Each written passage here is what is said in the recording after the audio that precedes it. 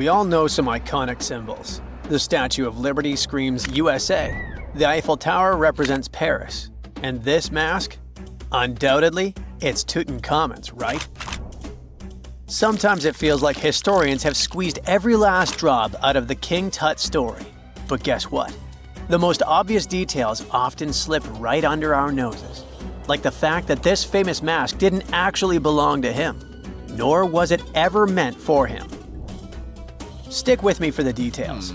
Can we get a close-up of that mask? Thanks. See those holes? Yep, they're for earrings. And no, it's not that they had anything against jewelry, but back in ancient Egypt, earrings were typically worn by high-status women or kids.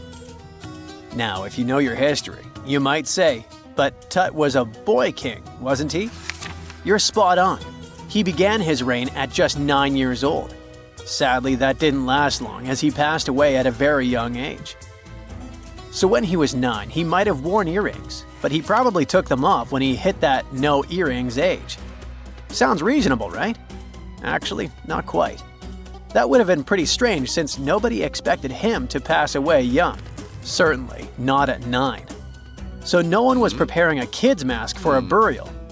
It's this untimely demise that suggests that the mask used was simply the best option available when Tut passed away. There are more clues pointing to the idea that the mask was found in a hurry. Let's think about this. Even though Tut was mummified and his body could wait a bit, his loved ones wanted him to reach the afterlife ASAP. Some experts even believe the paint in the tomb was still wet when it was sealed. But look at his mask. It's a masterpiece. There's no way it was made in a rush. It's way more elaborate than other simpler cartonnage pieces. The renowned mask of King Tut stands 21 inches tall, adorned with precious stones, and features a golden beard that weighs 5.5 pounds, making the entire mask 22.5 pounds. Okay, I'm a bit confused here. So it seems like it was probably a kid's mask, but it had a beard? I've never seen a 9-year-old with a goatee, and I'm guessing you haven't either. Just think about it. A grown man's face compared to a kid's face. Fun fact for you, our faces pretty much stopped growing at the age of 16, so by 19, Tut would have definitely had the face of an adult man. Can you imagine trying to fit a relatively small kid's mask on a grown man? That would have been super embarrassing, and no one would have let that happen. Right, let's dismiss the kids theory. Now, the second option, if you remember, is that the mask could have originally belonged to a woman. This is where the beard theory comes into play. Some researchers believe the beard might have been added later on. Here's another twist. What if the mask was actually made for Nefertiti herself, who ended up maskless? In this case, there are two discoveries. Two birds with one stone. For now, it sounds like a conspiracy theory, I know, but let's give it a shot and delve deeper into the details. So, Tut passed away in around 1323 BCE, probably due to malaria. He had other health issues too, like when he broke his leg, and records suggest he wasn't in the best shape. As for Nefertiti, we have no solid data about her demise. Plus, nobody knows exactly when or where she was buried. The supposed year when she passed away is around 1330 BCE, but she could have lived longer, and the mask was intended and prepared for her. Or maybe they just took her mask right from the burial chamber. After all, they were family. Well, sort of. She was said to be his stepmom, having been married to Akhenaten, who was likely Tut's father. But this is not 100% accurate. Some scientists doubt it. Ah, these ancient Egyptian families. It's hard to keep track of who's who. I know, you're not yet convinced that Tut wore a lady's mask. Let me share one more theory with you. Meet Howard Carter, the enthusiastic archaeologist who discovered Tutankhamun's tomb. It was located in the Valley of Kings outside Luxor, and, to everyone's surprise, was nearly intact. When he entered, he noticed something odd. This didn't feel like a pharaoh's burial chamber. It was classy and all, but it had a vibe that suggested it was made for a woman. Typically, Egyptian pharaohs had larger tombs that suited them better, and even more strangely, it was oriented to the right of the entrance. This didn't add up. That orientation was typical for female chambers, which Egyptian queens used. Another red flag was that the chamber appeared to have been built in stages, and all the artifacts, around 2,000 of them, seemed hastily placed there. Even more curious, they looked like they were meant for other royals. Carter discovered this burial site in 1922, but it remained a mystery as to why it was so bizarre. Almost a century later, Nicholas Reeves thought he may have solved the puzzle. He claimed that King Tut might not have been the original resident of the tomb. Instead, he suggested that the undisturbed resting place of the legendary Queen Nefertiti could be hidden behind the walls of the boy king's burial chamber. Nicholas studied high-resolution photos for months, meticulously examining every pixel. One day, he focused on detailed scans that revealed the texture of the tomb's walls beneath layers of paint. He spotted what he believed to be outlines of two doorways that had been blocked and plastered over to hide them from view. The more he looked, the more it seemed real. Could it be a tomb within a tomb? Nicholas theorized there was a hidden storeroom behind the western wall of King Tut's tomb, and his chamber might just be the outermost section of a larger corridor-style network of rooms. It all sounds fancy, but sorry to break it to you, Reeves' theory was debunked. To find out if he was onto something, experts had to use ground-penetrating radar to see the unseen. Reeves' idea was that if there were gaps, it could indicate the presence of additional rooms. And at first, in 2015, one expert even thought he had found a hidden room. But the glory didn't last for long. A year later, after double-checking, it turned out there were no hidden doorways. By the way, Nefertiti isn't the only legendary woman from Egypt whose burial site remains a captivating mystery. There's a cool legend about Cleopatra that you might enjoy. It's said that she once declared, "No man will ever find my tomb." Kind of fitting, right? After all, the person who's come closest to uncovering her final resting place is a woman. Fast forward a few millennia after she passed away, and while no man has located it, archaeologist Kathleen Martinez believes she might have cracked the code. She's been on the quest for Cleopatra VII's tomb for nearly 20 years, and recently discovered a bust that she thinks represents the famous queen. However, not everyone is on board with her claim. Some experts argue that the bust doesn't resemble Cleopatra at all. Alongside this intriguing marble statue, Martinez's team also unearthed 337 coins, some of which, less controversially, feature Cleopatra's likeness. But the real part is that it's still not officially confirmed. There's no doubt about the existence of the small bust. It's carved from white marble, fits in one hand, and shows a woman wearing a royal crown, according to a translated statement from the Egyptian Ministry of Tourism and Antiquities. The big question, though, is who it actually depicts. While Martinez insists this statue is a representation of Queen Cleopatra VII, many other archaeologists argue that the facial features don't match, suggesting it likely belongs to a princess instead. Sorry, I can't resist the temptation of breaking the magic for a moment. Some folks believe that the whole idea of "no man will find my tomb" is misunderstood. Even if she did say it, what she probably meant was "no living soul," and it wasn't about gender at all. It can as well be just a beautiful legend. Toodaloo!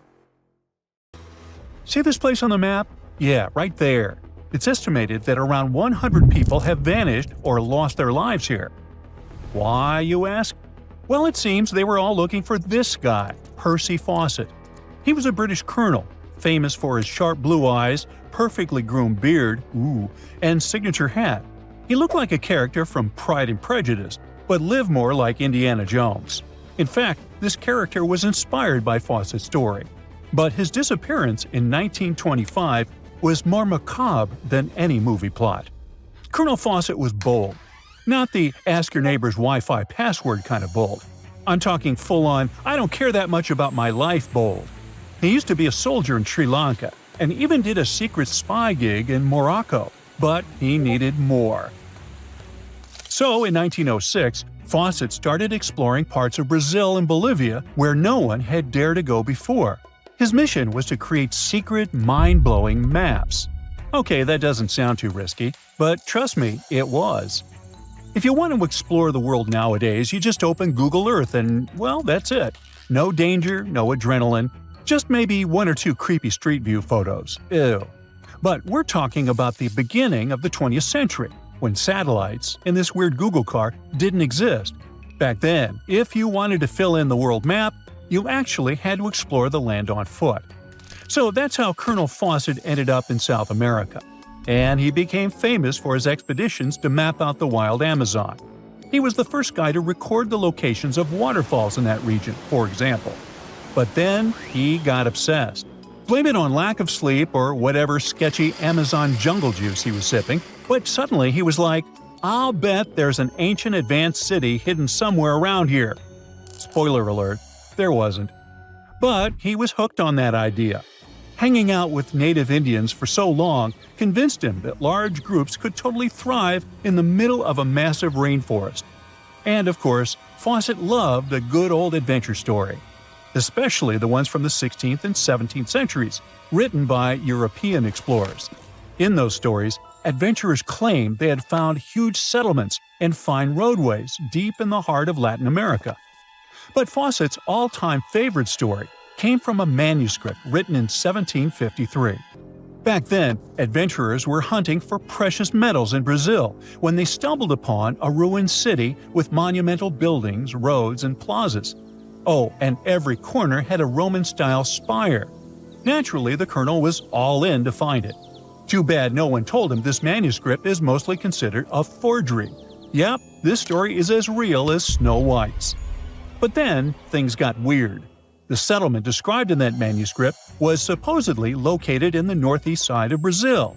But now, he's saying there's an advanced civilization in Mato Grosso, which is in a different part of the country. So he decided to name this new place the City of Z. Back in the 1920s, the colonel launched 2 separate expeditions to find it. But both trips failed, as he faced terrible weather, fever, and of course, exhaustion.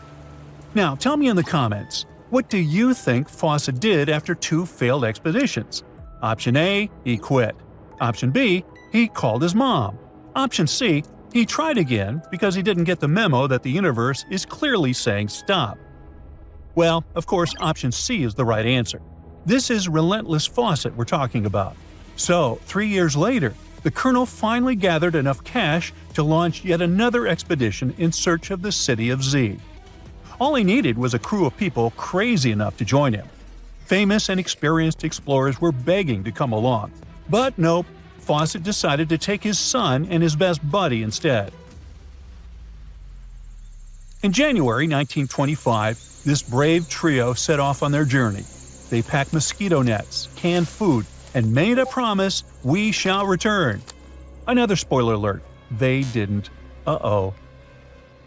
The journey kicked off in New Jersey, and then they sailed all the way to Rio de Janeiro, Brazil. There, they stopped to grab some pack animals, like horses, and hired a couple of local guides. Now they were ready to head to the city of Cuiabá. Now keep in mind the distances in Brazil are crazy huge. So this little journey was like traveling from Miami to Chicago on foot. 3 months later, they finally ventured into the jungle for the first time. And that's when the fun really began. The crew faced piranha-infested rivers, an endless maze of thick trees, and the worst part, bugs. The constant annoying zzz of a gazillion mosquitoes wouldn't let them sleep, and Fawcett's best friend's foot got huge from tick bites. But the colonel didn't have time to babysit his friend's princess foot. Oh no, he was too obsessed to take a break. In fact, at some point, he was so far ahead of his companions that he had to camp alone for a night. On May 29th, Fawcett finally came to his senses. There was no City of Z. But did he let that stop him? Not really. He unpacked their gear and sent the local guides back to Cuiabá. But before saying a final goodbye, he asked them to deliver a letter to his wife, saying something like, "Don't worry, hon, our son is well and getting stronger every day." Sure he was. Anyway, after this dramatic farewell, the trio set off into the bush alone. The darkness swallowed the thick forest, and then they were never seen again. Okay, that was intense, so let's fast forward. 2 years later, the newspapers were still speculating whether the trio could still be alive, and Fawcett became a legend, like Bigfoot, but less hairy. One guy said that the colonel had become one of the locals and was living his happily ever after in the jungle. Another guy said he was held prisoner by the Indians, but no one could confirm any of these sightings. It wasn't until 1928 that the British authorities finally thought better late than never and decided to look for Fawcett and his crew. By that time, they were sure their expedition had perished, but they still needed proof. And after days and days of surviving the jungle's worst nightmares, they found, well, nothing. But in a weird way, this mystery inspired more explorers to look for them. It's estimated that about 100 people have passed away in this process, and a few have followed in the explorers' footsteps by disappearing without a trace. So, what really happened to the expedition? Researchers have pointed their fingers at everything under the sun: parasitic infections, starvation, drowning, jaguar attacks, you name it. Some even say Fawcett dove headfirst into mysticism and started an occult community in the jungle.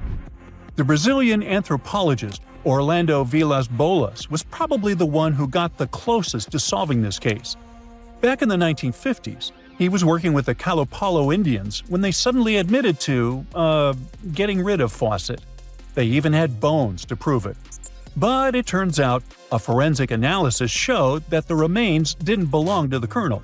So we're back to square one, and nobody knows, to this day, whatever the heck happened to them. Fawcett's quest, as we know it today, is based on some pretty questionable sources. But there is a possibility that he wasn't living in Delulu land after all. Recent discoveries suggest that his idea of a sophisticated jungle city wasn't just pure fantasy. In 2024, a massive ancient city was found in the Amazon, hidden beneath dense vegetation. Evidence suggests it was built around 2,500 years ago, and it was surprisingly advanced, featuring houses and plazas, all connected by an incredible network of roads and canals. But this city was in a forest in Ecuador, not Brazil. So who knows? Maybe the legendary city of Z is still out there. Ooh. So looky here, scientists discovered ancient artifacts near King Tut's tomb. Turns out his VIP final resting place looks more like a public graveyard with about a dozen wooden coffins that's been there for around 3,600 years. Now, okay, I might have exaggerated a tad. The 11 tombs weren't exactly right next to King Tut, but they were close, near the same city of Luxor. New findings in Egyptian tombs can help us piece together what life was like in ancient Egypt. And guess what? Ancient Egyptians seem to have been remarkably like us, modern humans. Say, the women have always loved jewelry, and archaeologists retrieved a beautifully made necklace with 30 amethyst beads and 2 agate beads, plus a hippo head amulet. Bet it was all the rage back then. Researchers also discovered 2 copper mirrors. One had a handle shaped like a lotus, and the other was decorated with Hathor, the ancient Egyptian deity of the sky, women, fertility, and love. These recent excavations near Tutankhamun's burial site led to another jaw-dropping revelation. For the first time in thousands of years, fragments of Queen Hatshepsut's Valley Temple were uncovered. This fearless woman was thought to be the second female pharaoh, who ruled with both courage and wisdom, leaving a legacy as solid as the stones themselves. Her temple, hidden for ages, opens a window into a time filled with power, intrigue, and spiritual devotion. Archaeologists found over 1,000 beautifully decorated stone blocks on the outskirts of Hatshepsut's funerary temple. There were very few women who managed to take the throne in ancient Egypt. Another tomb was found nearby, and it belonged to the overseer of Queen Teti Sheri's palace, whose name was Jehuti-Mez. Queen Hatshepsut seems to have even more tombs, aces up her sleeve. These tombs were carved into the rock instead of being built as pyramids, showing a unique ancient perspective on how to protect the soul in the afterlife. Experts managed to retrieve some cool ancient pieces from the site. Toys made of clay, mummy masks, winged scarabs, and some amulets. Sadly, There surely used to be way more artifacts, but over the last centuries, there have been people other than archaeologists to stumble upon this site. It's likely that looters got to these tombs before them and may have taken some valuable items. But they did leave behind some cool stuff for the researchers, like pottery used for offerings of bread and meat, along with archers' bows that connect the tomb's owners to the Egyptian military. Meanwhile, soul protection is way more important than you might think, especially if you're roaming around Luxor looking for ancient secrets. You aren't scared of King Tut's curse, are you? Let me tell you what happened to those who weren't scared, but promise me to take it with a dash of salt, okay?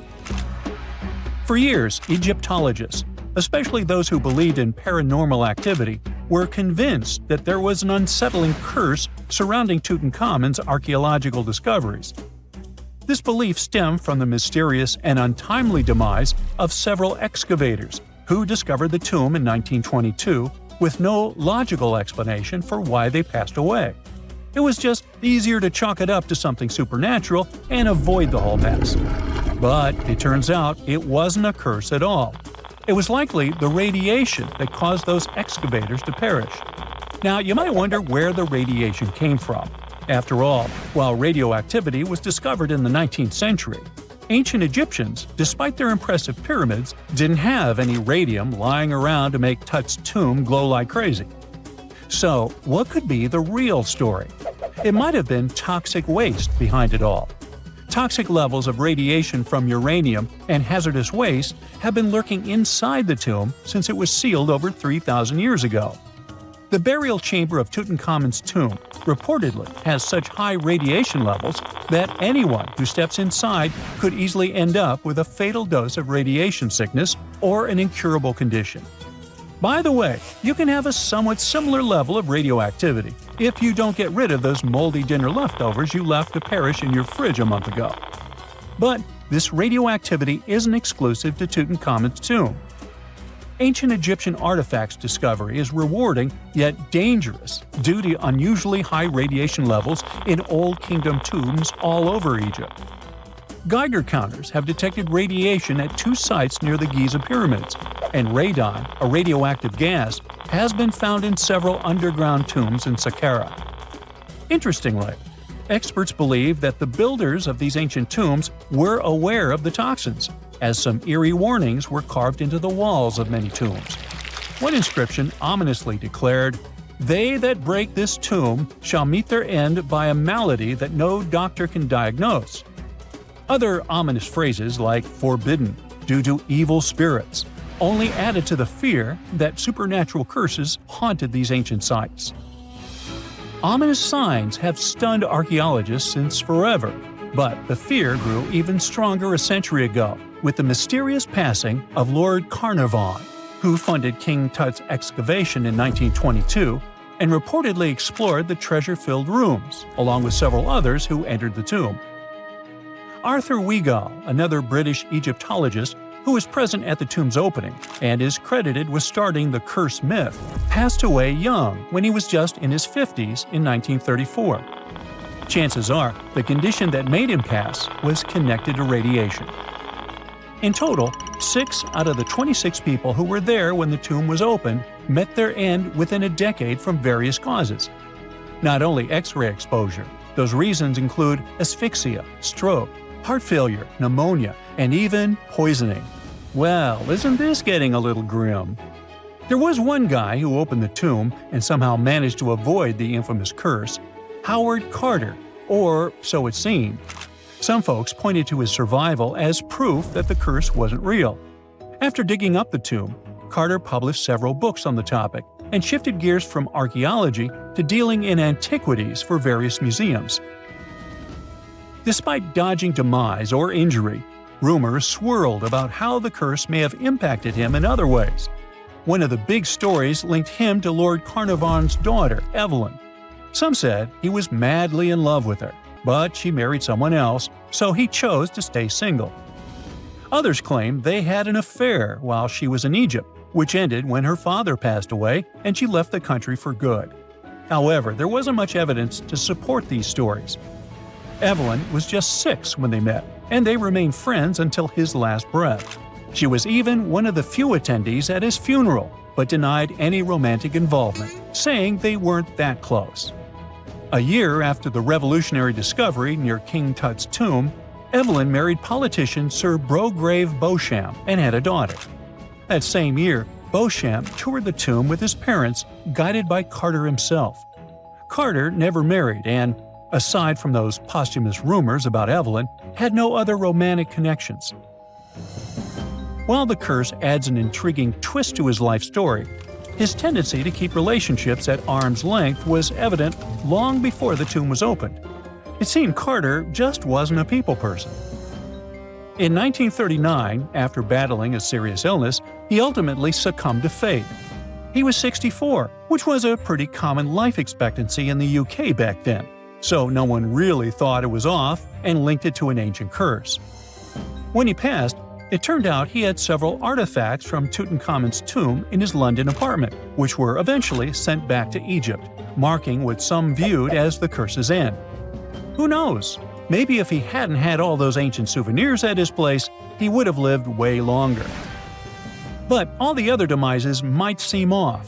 The curse theory was likely fueled by some strange events during the excavation. Carnarvon got a mosquito bite that became severely infected, and around the time they opened the tomb, Cairo experienced a bizarre power outage and a freak sandstorm. Back in England, the Earl's dog, Susie, managed to escape from Carnarvon's house and began barking frantically at seemingly nothing. At least that's what the staff and family saw. Strangely enough, at the very moment her owner's heart stopped, Susie started howling and fell down without showing any signs of life. Maybe radiation didn't play a crucial role after all, and those were indeed ancient artifacts from King Tut's tomb that made them all perish. Spooky, huh? Stonehenge took approximately 20 million man-hours to build. For comparison, an average human doesn't live much over 700,000 hours. This is Jack, one of the first builders of Stonehenge. Let's say Jack lived to be 80 years old, which is extremely improbable, but it makes it easier for me to crunch the numbers, thanks. If Jack had spent his entire life, from age 0 to age 80, working on the Stonehenge project, it would have required approximately 28.5 generations of people doing the same thing to complete it. That's next to impossible. To make it more plausible, let's multiply that by 2. After all, Jack wouldn't want to dedicate his entire life to moving stones, and he didn't live to be that old. Thus, we arrive at around 57 generations needed to build Stonehenge. That's not enough room on the screen for me to introduce John, Jack's great-great-great-great, you get the drift, grandson. So it all began around 5,000 years ago with just a simple circular earthen bank and ditch. Fast forward to around 26,000 BCE, and the builders replaced that initial structure with a complex arrangement of wooden posts and brought in around 80 dolerite bloom stones from Wales, which were rearranged at least 3 times. Then, a few hundred years later, they added those massive sarsen stones, each weighing around 25 tons. These enormous sandstone blocks were transported about 19 miles to create a continuous outer circle, with 5 trilithons, 2 upright stones topped with a lintel, forming a horseshoe shape inside. It was a millennium-long building process that demanded years of hard work. So, people must have lived nearby, right? But how would they have found shelter back then? Today, we have houses for builders on site, small accommodations that serve as temporary housing. But structures like this definitely didn't exist when Stonehenge was constructed, did they? Well, actually, they existed, and some recent archaeological digs near Stonehenge prove it. Archaeologists found this Stone Age eco-home, which is a huge deal since it's one of the earliest settlements in the area. This newly uncovered Mesolithic home dates back to around the year 4300 BCE. Let's take a closer look at this house, shall we? Now, for the walls, people back then used a large fallen tree, its trunk to be more precise. These wooden walls were reinforced with flint, and they even lined the pit left by the uprooted tree with cobblestones. To create the roof, they opted for animal hides, which sounds like a wise choice. They must have provided protection against the unpredictable weather of the British Isles. Now, you might be wondering, The weather in Britain is indeed unpredictable, and it has been that way since time immemorial. So, how did the builders manage throughout most of the year, particularly during the winter months? Well, the answer is simple. There was a hearth on site, which isn't surprising, but the system they employed was quite ingenious. A hearth inside the house would have posed too great a risk, yet bringing hot stones into the dwelling was perfectly safe. While they were hot, they couldn't ignite the building. So they used these stones from the hearth as a heat storage system to keep warm at night. And as a final touch, they even incorporated various stones for decoration.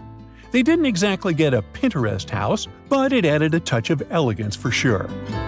And if you think this discovery is merely about the houses, think again. It significantly changes our understanding of how people lived during that time. This discovery places them in an important prehistoric setting right at the start of the Neolithic area, sparking some interesting questions about whether these early folks could be related to the people who built Stonehenge. But there's a big worry. Experts are concerned that this significant find, along with other buried archaeological sites, could be at risk if the authorities go ahead with plans to build a tunnel to reroute the A303 away from the World Heritage Site. Sure thing the house the scientists found wasn't in perfect shape, and it lacked some crucial elements people use for living. Some of them decayed over time, while others were simply absent. So the scientists took 20 tons of chalk, 5,000 hazel rods, and 3 tons of straw, and used all this to recreate the 4,500-year-old design houses. These new buildings are located close to Stonehenge, which is incredible since in this area, planning permission for even a new cowshed is problematic. So, what are these houses like? Well, first off, there are 4 of them, and they're oval-shaped. They're built on the foundation of real houses that stood there about 4,500 years ago, just around the time the Stonehenge Eco House was going up. The houses aren't very big, they're single-room structures. When it comes to dimensions, it was straightforward to estimate since we could gauge the size of the roof and the height of the walls based on the foundations. Each side measures about 16 feet. However, the roof structure remains a bit of a mystery. There were a few differing thatching techniques back then, so pinpointing the exact method used for these dwellings is kind of a guessing game. For now, we think it involves knotted or tied straw carefully secured onto a hazel-woven frame. When fires are lit, the smoke from the hearth wafts up through the thatched roof. Now, remember those 20 tons of chalk? That was needed for the floors and walls. The white chalk walls and floors reflect sunlight and capture heat from the fire. But here's the kicker. The builders encountered a challenge because the ground was so waterlogged that some of the chalk floors took weeks to dry out. By the time they should have been bone dry, they were still as sticky as chewing gum. Now, it's safe to say people 4,500 years ago faced similar struggles, and we can really appreciate what they went through while building their homes. The final layer of daub was applied using rags, giving a smooth, almost shiny finish that looks surprisingly classy. The interiors are furnished with wooden and wicker beds and shelves, along with clay pots and jars, all centered around a cozy hearth. The spaces feel surprisingly roomy and are filled with light that streams in through the thatched roof, bouncing off those white walls. Plus, the woven furniture adds a nice touch of authenticity to the vibe. The fires have been lit, and the first meal, bread crafted from flour ground on a stone mill next to the hearth, has been prepared. Those who tried the bread were pleasantly surprised by its flavor, finding it quite tasty. Now, here comes the bummer. Those who recreated the houses did cheat a little. While the materials used were authentic, the tools weren't. They used cement mixers to mix the daub, wheelbarrows to transport the timber, and logs by the hearth were split with steel axes instead of stone ones. Still, the builders aren't professionals, they're volunteers. So I think a bit of cheating is totally cool in this case. There are other volunteers on site who are more than happy to chat about the daily activities of the Stonehenge builders, from grinding grain with a quern to making rope from rushes. But these houses and the Eco House aren't the only remarkable things in the Stonehenge area. Some years ago, archaeologists uncovered a burial site close to Stonehenge that predates the monument itself. This Neolithic long barrow, dating back approximately 56 to 5,700 years, likely contains the remains of some of Britain's earliest inhabitants. The burial site was identified through aerial images that revealed its distinct shape beneath the crops. Salisbury Plain is rich with ancient sites, including Stonehenge, various mounds, and monuments. The area has remained undisturbed over the centuries, which is likely why so many ancient structures are still intact. This discovery also shows a significant shift in human lifestyle during that era, marking a transition from a nomadic existence to settled farming and animal husbandry, much like the eco-house itself. The long barrow in question measures about 85 feet long and 65 feet wide, though much of its above-ground structure has been lost to farming over the years. If this site is like others in the vicinity, it contains the remains of 30 to 50 individuals, along with cow skulls, which were significant to those early communities. Strange things occur in the cold waters of Antarctica. One of these things happened to a ship called Jenny. It was a small schooner whose history began in 1822. The boat and its crew set sail and disappeared a year later. For 18 years, the ship was considered sunk. People forgot about it, but in 1840, the vessel reminded the world of itself. That year, the whaling ship Hope sailed through the Drake Channel in Antarctica. The crew members noticed a ship among icebergs. It was the schooner Jenny. It was floating slowly in the dark, with no signs of life. The captain of the Hope, Mr. Brighton, gave the order to approach the mysterious vessel. They thought it was some creepy ghost ship, but as they came closer, they noticed crew members on the deck. The sailors of the Hope called out to them, but received no answer. This time, it became clear that something terrible had happened to the Jenny. When Brighton boarded, he realized that the Jenny crew members weren't missing. They were here. Frozen people stood like statues. Brighton went down to the lower deck and found the captain. He was sitting frozen at the table, holding a pen. Brighton looked at the logbook. The last record was made on May 4th, 1823. The captain wrote that he was the only living member of the crew. They spent 71 days without food. It seemed that the ship got lost in the sea because its captain went off course or sailed into an iceberg, but no one knew for sure. After that, nobody ever saw the Jenny again. According to rumors, the crew of the Hope abandoned the frozen ship and left it to drift in the cold waters. According to other rumors, this whole story is fiction. The story of the Jenny was described in a German magazine in the middle of the 19th century. Still, there was no further evidence of the ship's existence. Already in our time, Cambridge University decided to explore the case of the Jenny. The researchers discovered that one of the crew members of the Hope, who didn't disclose his name, told someone the legend of the frozen ship. Someone shared the story with another guy, and it was published in a German magazine called Globus. And that's all. There was no other evidence. One of the most famous ghost ships was the Mary Celeste, and there's no doubt about its existence. The history of this vessel was documented in court. People wrote about it in newspapers, but the most exciting thing is that the ship continued to be used even after 10 people disappeared from its deck. The history of the Mary Celeste began in Canada in 1861. When it was first built, the ship was called the Amazon. It changed captains several times, and it also hit some rocks. The boat was sold, bought, then sold again, repaired, and sailed under the name Mary Celeste. In 1872, it had a new captain, Benjamin Briggs. He was a decent, brave man with a lot of experience in navigation. He had a beloved wife, a daughter, and a son. When he went on his last voyage, he took his wife and daughter with him, and his son stayed in America.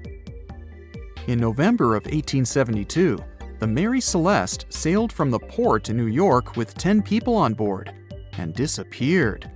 8 days later, another ship, the Dei Gratia, also left New York and followed the same route.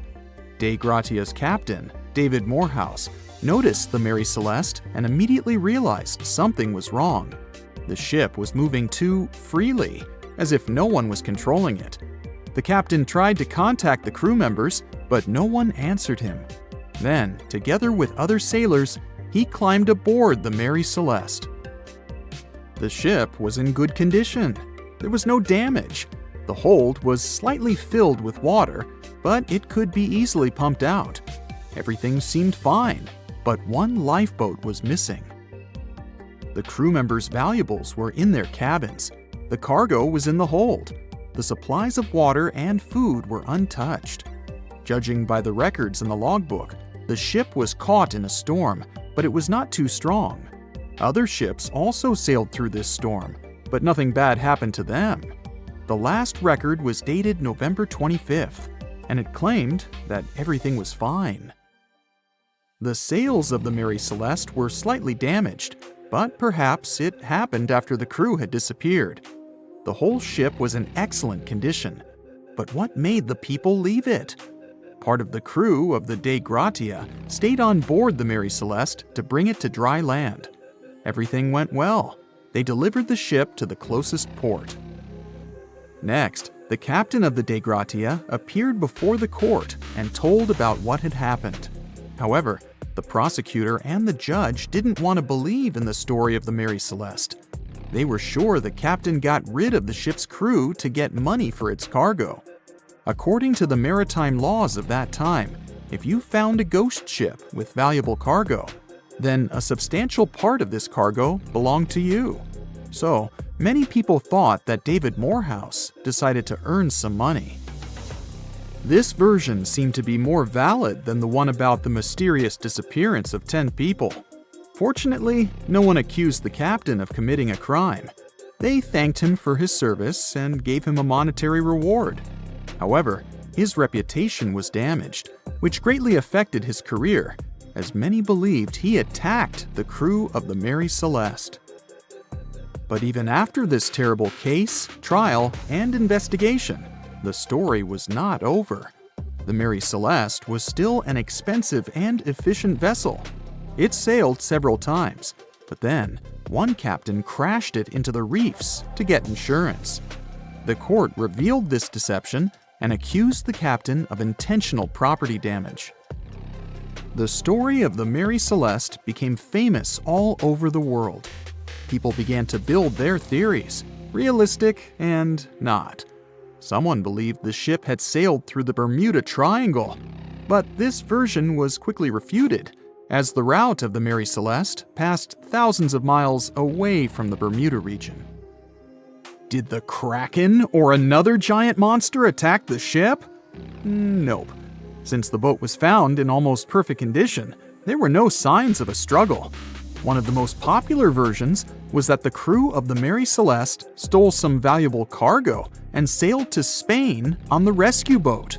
However, those who knew Captain Benjamin Briggs said he was a good, honest man.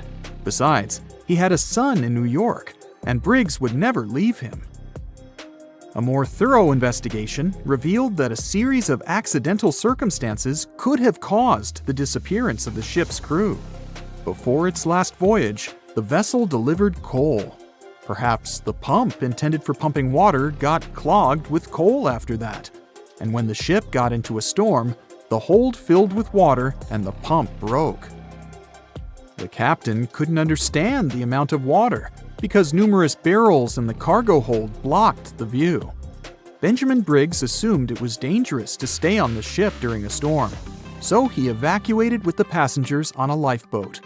Perhaps they were close to land and decided to sail there, but the storm intensified and overturned the boat. Also, one record in the log journal said that the chronometer was faulty. It was a device that helped to determine your location at sea using longitude. Briggs got lost and didn't know which way to sail. The storm was strong, and he couldn't determine whether the ship would sink. Perhaps Briggs decided to leave the ship in a rescue boat when he saw the coast of the Azores. The uniqueness of this ghost ship case is that, unlike many others, you can investigate it yourself. There's a lot of information about the Mary Celeste on the internet. There are documentaries and research articles. Perhaps you'll be able to notice something that others haven't seen and solve the mystery of the disappearance of 10 people. During the early 1920s, the world was mesmerized by King Tut. A British archaeologist, Howard Carter, discovered the young pharaoh's tomb in Egypt's Valley of the Kings, 1922. But the public wasn't only interested in gold and jewelry. The press wrote about the curse of the pharaohs, but was it true? Was an ancient curse really the reason everyone entering the pyramids lost their lives? At the time, this was the only explanation for a series of unexplained passings. The man present at the opening of King Tut's burial chamber, George Herbert V, Earl of Carnarvon, lived only 5 more months after the discovery. He had also sponsored the dig. In comes Sir Arthur Conan Doyle. You probably know of him, the English writer behind Sherlock Holmes. He claimed that an evil elemental caused the explorer's demise. He must have been joking, right? Unfortunately, no. The newspapers continued to blame the pharaoh's curse after every Egyptologist left this world. These are the scientists who study the ancient cultures of Egypt. The archaeologist who opened King Tutankhamun's tomb passed away full 17 years after the discovery. The reason for it wasn't a secret: Hodgkin's disease. Yet again, journalists around the world wrote of a curse. This was getting ridiculous.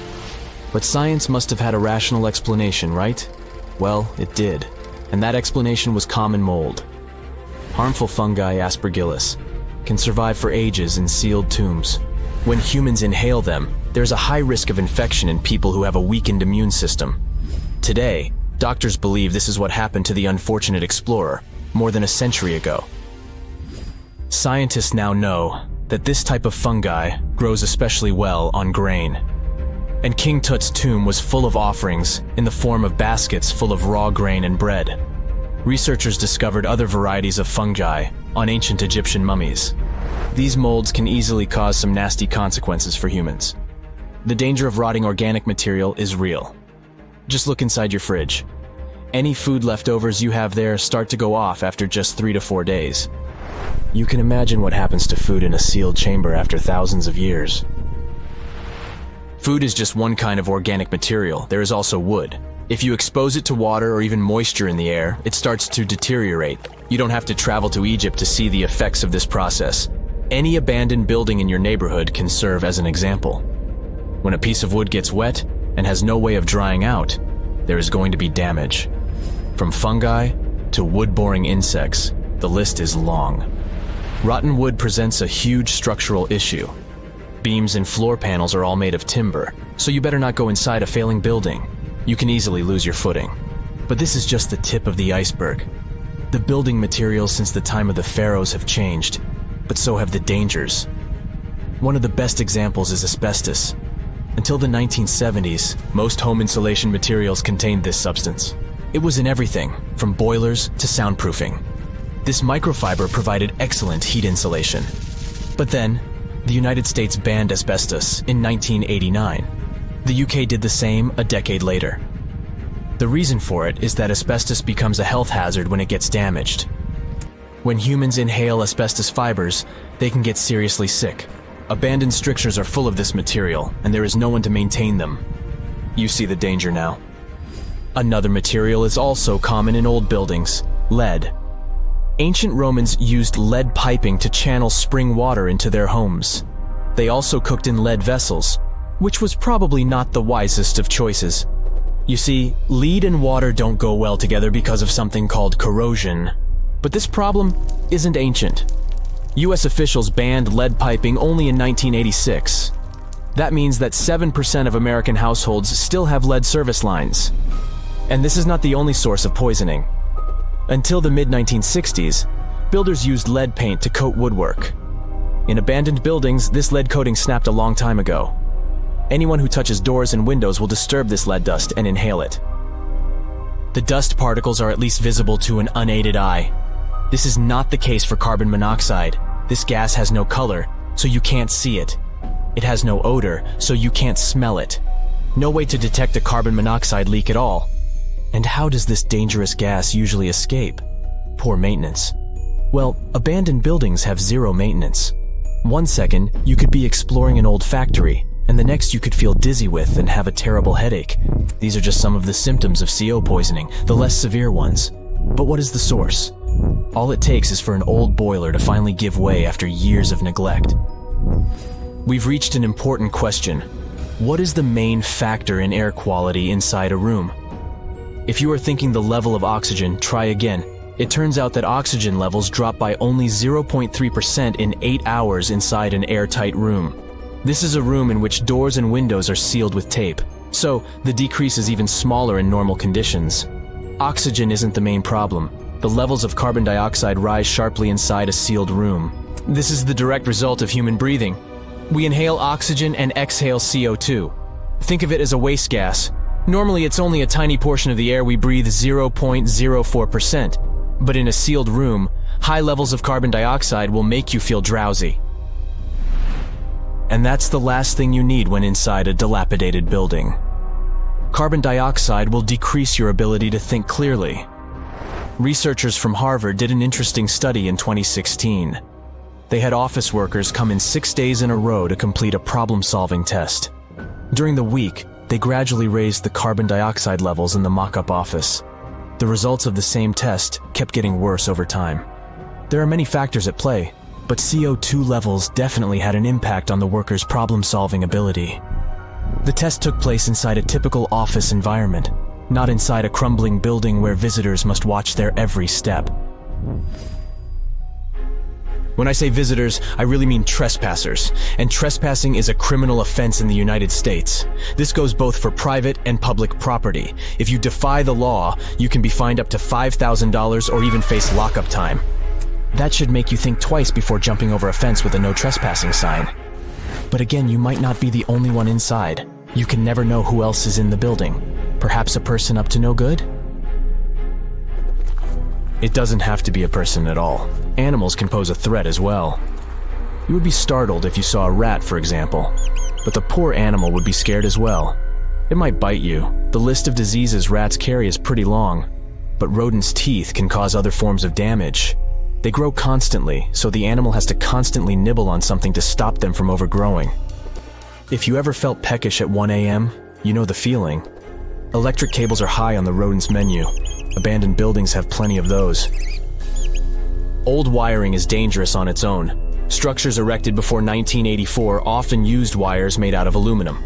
Today, copper is the standard because an aluminum wire is 55 times more likely to catch on fire than a copper one. Flipping a switch in a rundown building can cost you your life. Be on alert for telltale signs that something is wrong. Lights that flicker, sparks from sockets, and the smell of smoke. And yeah, don't count on an earth cable to protect you from electrocution. Ground cables became standard only in the 1960s. It was September 7, 1695, somewhere at sea near the Horn of Africa. A merchant ship laden with treasure was sailing from present-day Yemen to its home port in India. Its escort had previously been captured by pirates, and now it was their turn, as they spotted a frigate approaching them fast. From its mast pole, a red flag with a Jolly Roger on it fluttered in the wind. Once the battle was over, a British pirate named Henry Avery sailed away with one of the biggest catches ever. It all happened during the golden age of piracy, from 1690 to 1730. At that time, all ships sailing across the Atlantic Ocean feared the European pirates, and you could hear "Arr, matey" in taverns on several continents. From the coast of North America all the way to South America, they would engage merchant vessels and steal their cargo. The Caribbean was a real hotspot for piracy. Do the names Blackbeard and Captain Kidd sound familiar to you? Or is it just me who read too many pirate stories? Anyway, as the 17th century drew to a close, the thirst for wealth made some pirates sail down the eastern coast of Africa and into the Indian Ocean. This is how Avery ended up so far in the east, but he was not the only European to sail in that direction. At the time, the Indian Ocean was teeming with merchant ships, as convoys transported luxury goods or pilgrims from Mecca in the Arabian Peninsula to the Mughal Empire in what is today India. The rich cargo included silk, spices, incense, and perfumes. In addition to these goods, the East India Company transported everything from cash to jewels on behalf of several European empires, such as England, Netherlands, and France. Sounds pretty much like any pirate's dream, doesn't it? The most attractive targets were ships that belonged to the Mughal emperor, whose impressive realm covered nearly the entire Indian subcontinent. Back in the Caribbean, cloth, timber, and spirits were the most common types of cargo. It didn't seem good enough to the most ambitious pirates. They set their minds on more luxurious catch, gold, gems, and silver they could get in the Indian Ocean. Adam Baldridge, who was a wanted man in British-ruled Jamaica because he took a man's life, was among the first to arrive. Through not-so-honest means, in 1691, he managed to establish a safe haven for pirates on St. Mary's Island, near the remote northern coast of Madagascar, 250 miles off the African mainland. The place sat close to major shipping routes between Europe and Asia. Talk about an ideal location. The pirates made sure to fortify the island. As you can guess, they didn't like unexpected guests and enjoyed staying there, having fun in safety. A Frenchman, Olivier Levasseur, and his English colleague, John Taylor, were among the most successful of those islanders. In 1721, they easily captured a Portuguese treasure ship. It didn't go so smoothly, though. A serious storm damaged the ship, so they had to dock at the island of Reunion for repairs. There were important individuals aboard, such as the Viceroy of Portuguese India and the Bishop of Goa. But the loot was the pirate duo's biggest feat. Cash, diamonds, and porcelain worth hundreds of millions of US dollars in today's money. The catch was so enormous that the pirates didn't even bother to rob the rich passengers. But even this heist couldn't overshadow what Henry Ivory had achieved 26 years earlier. We don't know a lot about the life of this Englishman, except that he was born in Plymouth and that he served in the Merchant Marine. In 1694, Ivory became the first mate aboard Charles II, a privateering ship hired by the Spanish crown. Such ships were privately owned and engaged by nations during major conflicts with other nations. Ivory's ship had an important mission of tracking French smugglers in the Caribbean, but soon the tables would turn. Ivory was good with words and led a successful mutiny in 1694. After he left the unfortunate captain ashore and renamed the ship Fancy, the new captain set sail for Madagascar. There, news reached Ivory that a large fleet of 25 ships was soon to leave for its home in India. Apart from pilgrims, the fleet included several treasure ships owned by the Grand Mughal of India himself. Ivory didn't waste time and assembled an armada of 6 ships to go after the Mughal convoy. As soon as they spotted the fleet, the pirates started a chase. They managed to board an escort vessel, stealing gold and silver worth more than $17 million in today's money. And if that wasn't enough, Ivory and his men went after the flagship named Ganjai Savai. It was the biggest ship in all of India at the time that could protect itself better than the whole fleet combined. The pirates got lucky, as one of their volleys cut the main mast of the Indian ship in half, and there was more serious damage to it. Ivory brought his ship alongside the crippled Mughal ship, and his men boarded the vessel. Indian sailors showed some impressive resistance, even though their captain had abandoned them. Ivory's men won in the end, and they got one of the richest pirate catches ever. They filled their chests with hundreds of thousands of pounds in jewels, gold, and silver. After it, the pirates set course for the Bahamas and used their enormous wealth to convince the local ruler to let them come ashore. Their most prized possession, their ship, the Fancy, was included in that deal. Once the news of the heist reached the Emperor of India, a huge diplomatic scandal broke out. The Grand Mogul was enraged and accused the East India Company of plotting against him, arresting several of their high-ranking officials. The company feared that the Indian leader would cancel their valuable trade agreements, so they decided to do something nice for him and bring to justice the pirates responsible for the theft. Together with British ships equipped for search at sea, they launched one of the first truly international pursuit of Ivory and his shipmates.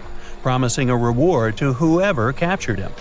The pursuit was only partially successful, as they only managed to catch and trial several pirates. Most of them scattered across Europe and the Americas, keeping their share of the wealth. Ivory earned himself the nickname the King of Pirates because of his adventure in the Indian Ocean. Historians believe he escaped to Ireland with his share of the loot using a false name, George Washington. No, I made that up. Piracy was a risky trade, and not all European fortune seekers were successful in the East.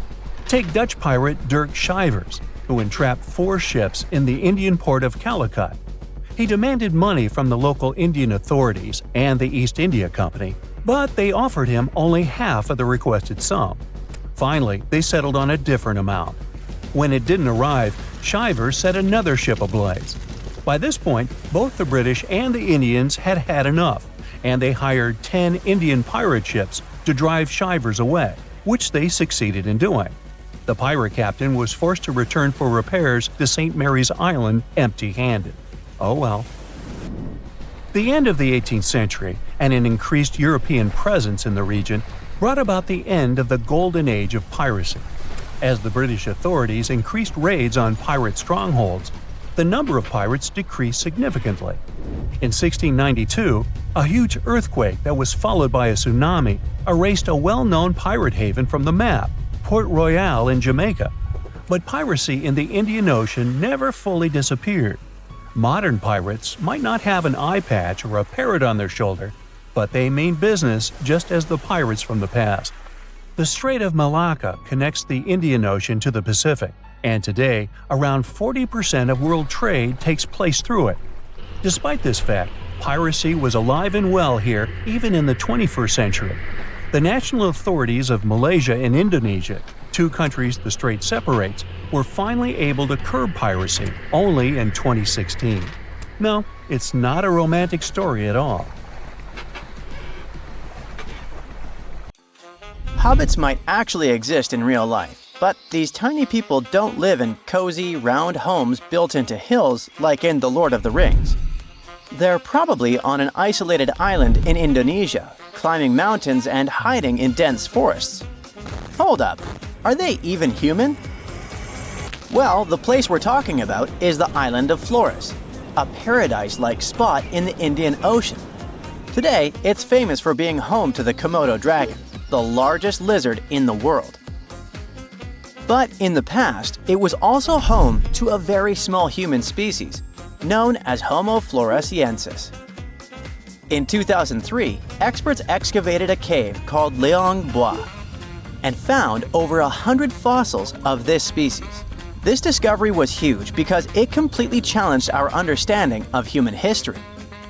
I mean, previously, most experts thought that Homo sapiens, aka our species, were the only ones that had managed to travel beyond the Southeast Asian mainland towards New Guinea and Australia.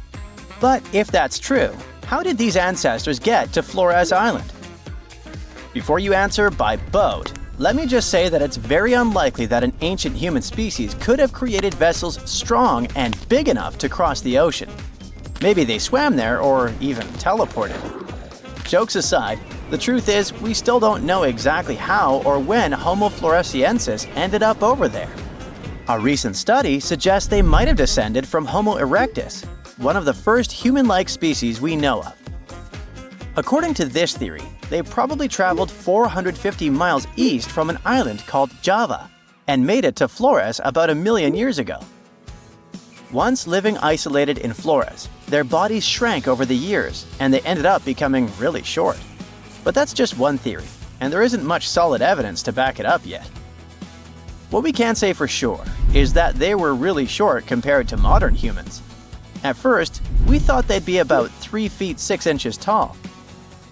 But that changed in 2016 when experts found new fossils, including a tiny arm bone and some teeth that showed they were even smaller, about 2.4 inches shorter to be exact. These hobbits also had a very small skull and a tiny brain, about 1/3 the size of ours. They had wide hips and shoulders, short legs, and big, flat feet. Overall, Their bones were so small that at first, experts thought they might belong to kids. But nope. Since they had wisdom teeth, it was clear they were definitely dealing with adult skeletons. Very small adults, though. Because of their tiny and curious appearance, the media started calling this ancient species the real-life Hobbit, just like the characters created by J.R.R. Tolkien. You know, Lord of the Rings. Frodo Baggins? Anyway, why were they so small? There are two main theories. The first one, they weren't a different species at all. Some experts believe they could actually be Homo sapiens, just like you and me, but with a condition that causes the brain to develop smaller, kinda like microcephaly. However, many specialists rejected this idea because the anatomy of people with these kinds of growth conditions today doesn't really match what we see in the little people from Flores. Moving on. The second theory is something people call island dwarfism. Basically, when large animals live on isolated islands, they tend to get smaller because the food supply is limited. For example, there's this dwarf elephant that lived in Sicily and Malta a long time ago, and it only measured about 3 feet tall. Meanwhile, its relative on the European mainland was about 13 feet tall. With a pocket-sized body, these animals need less food, which means they have a better chance of surviving on an island. Another factor that leads to this type of dwarfism is that these animals don't have to worry about defending themselves from large predators. I mean, if you're on an isolated island with no lions or tigers around, there is really no need to be huge. So this could be what happened to the Hobbit people. Studies show they lived in Indonesia at least 100,000 to about 50,000 years ago. But after surviving for so long, these short people mysteriously disappeared. It's possible that they vanished after 8 massive volcanic eruptions hit that region. This idea came up after researchers found a thick layer of volcanic ash right above where the fossils were first found. Even with this evidence, no one can say for sure if the eruptions were the reason for their disappearance. And recently, an anthropologist questioned this theory by saying they might still be alive today. Wait, what? It sounds crazy, but he actually talked to dozens of local people who believe they've seen a tiny hobbit-like man in the flesh on the remote island of Flores. In fact, mysterious stories about sightings have been told long before the remains of Homo floresiensis were even discovered. So it's not like they made up these stories after hearing about the fossils. At least 30 people living there claim they've seen, with their own eyes, a creature that is halfway between an ape and a human.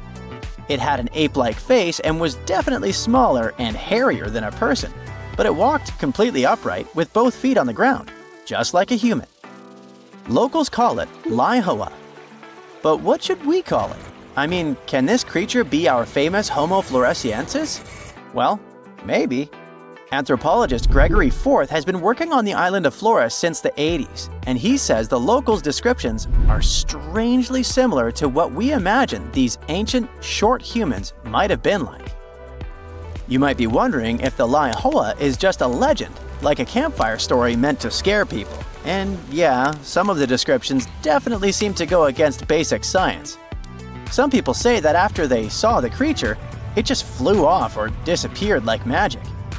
But the researcher points out that a lot of locals also gave very detailed physical descriptions of the creature. Sure, the details varied a bit, which is pretty normal with different people witnessing the same thing, but they didn't mention anything about the creature having crazy superpowers. Now, Forth is starting to wonder if we really are the only species of humans left on the planet. They could be, in fact, real-life hobbits. And that brings us back to a question from earlier in the video. Are they even human? Maybe yes, maybe no.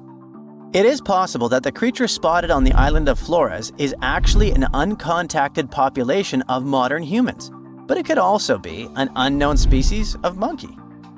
However, since there's no other evidence for either of these ideas, the best guess right now is that a creature similar to an ape man could still be out there.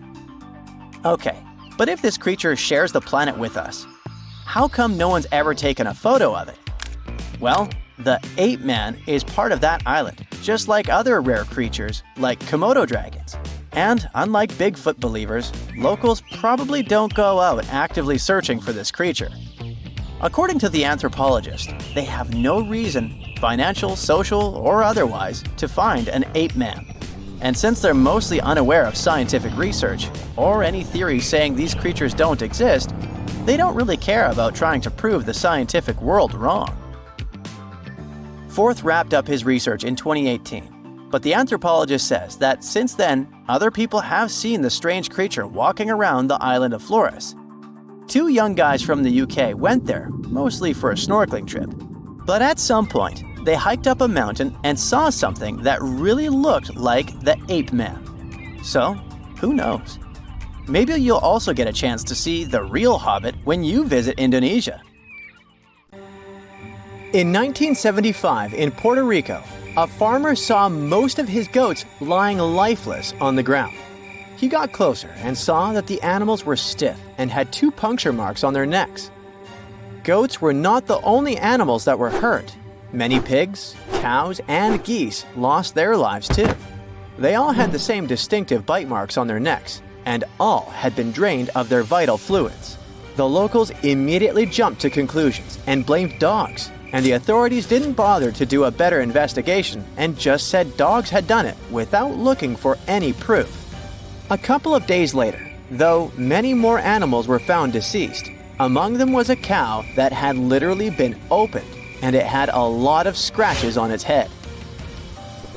The farmer next door reported that his chickens had been destroyed by something. In just a few weeks, the creature took the lives of 90 farm animals. After some time, another farmer said that 10 of his goats had been drained, 7 had been hurt, and 11 were missing. This time, the authorities didn't waste any time and started the monster hunt, but they had no luck finding the culprit. The incident was all over the local newspaper, and the beast was named the Vampire of Mocha. The incident caught the attention of the Agricultural Commission, and scientist Juan Rivera was tasked to solve this otherworldly mystery. His first suspect was a Puerto Rican boa. This non-venomous snake can grow to be a little over 6 feet. Still, its diet consists of only small prey. It's also very shy of humans and other animals. It avoids bigger creatures at all costs. You're more likely to see fish climbing trees than this boa taking down a whole cow. Near the crime scene, a large cave was discovered, and we all know that weird creatures like living in dark, cold caves. In the cave, they found some crazy-looking bats. As we've seen in movies, bats can turn into vampires, so they must be the culprit. But no, bats were as innocent as they could be. Their favorite food wasn't cows or goats, it was figs. They were peaceful fruit-eating bats that didn't care about animals. Again, the researcher hit a wall. Suddenly, all the terror stopped in July 1975. It seemed like the creature had vanished into thin air, but not for long. 2 decades later, 62 miles from the previous site, more animals were found. A local vet examined them. He was terrified to discover that every animal had 2 precisely cut holes like he had never seen before. The animals were anemic and looked like they'd passed away recently. By the looks of it, the creature's favorite food was goats, and that's how it got the infamous name we all heard of, chupacabra, which means the goat sucker. Dogs, chickens, rabbits, and other animals were not off the menu. In short time, the chupacabra took 1,000 farm animals. Now, this animal had a name, but people still had zero idea about what the chupacabra looked like, which was terrifying. In Canovanas, Madeline and her mother reported seeing a weird creature that could have been the chupacabra. They said it had been walking on 2 legs like a human and resembled a kangaroo. They mentioned that the monster also had spikes on the back, no ears, large dark eyes, and 2 holes for a nose. It had 2 arms with 3 fingers. The chupacabra seemed to like Madeline's house because her husband and his coworker found it in the garage. They tried to capture it, but didn't succeed. Madeline later drew a detailed sketch of it. Many people saw the sketch and reported seeing a similar creature. They claimed it had strong legs and wings and smelled like sulfur. Take all these descriptions with a grain of salt. If they'd been true, they would have been all over the news. But still, keep in mind these descriptions. They will be important later in the story. In 1976, on some talk show, they talked about the chupacabra, and the show quickly went viral. Soon, people started reporting having seen a similar creature in Florida and Mexico. Many said that the stories were like a unicorn rodeo. They were totally made up. In Mexico, two skeptical inquiries, Patricia and Mario, laid traps around those farms where the chupacabra had allegedly been seen. They caught some animals in their traps, but no sign of the goat sucker. They only captured wild dogs. The police stated that the chupacabra was just a wild dog, not a mythical creature. And still, in the next 5 years, there were numerous sightings of the chupacabra worldwide. On the 13th of August of the year 2000, a farmer from Nicaragua found 25 of his sheep and 35 of his neighbor's sheep hurt. So he decided to take the matter into his own hands. One night, he was patiently waiting in the pitch-black night for the creature to appear. Suddenly, from the corner of his eye, he saw something and managed to hit it. The creature passed away. Finally, they had proof that the chupacabra was not just a fairy tale. It was a big thing. Later, the chupacabra was examined by a vet. The vet was shocked because he had no idea what the creature was. Remember Madeleine's description? Well, the vet described the animal differently, but his story turned out to be more plausible. This chupacabra had large teeth, giant claws, greenish eyes, bat-like skin, and a crest sticking out of its back. The vet concluded that the animal was some kind of hybrid. They thought it was a cross between a wolf and a crocodile, but it sounds like an exaggeration and is hard to believe. We all know that such a mix is impossible. They did some tests on the body at the university in Nicaragua, and the results didn't quite deliver what they had expected. The animal was a wild dog with mange. Mange is an itchy skin disease that causes dogs to lose their hair. It's also highly contagious. When a dog has mange, their skin becomes scaly and wrinkled. When they returned the body, the farmer noticed it wasn't his chupacabra. 7 years later, another body was found in Texas. Phyllis Cannon returned to her farm and noticed that some of her chickens had passed away. All seemed to be anemic. Later, she saw coyote-looking creatures that didn't have any hair. More of her animals were harmed, so she had to set up cameras on her farm. But unfortunately, like always, she didn't manage to record anything. Surprisingly, she got a call from a local farmer who had found the chupacabra hit by a car. Later, another body was found much closer to her farm. She took some pictures of the animal, and soon, those images were all over the internet. Phyllis was curious and sent 5 DNA samples to 5 different universities.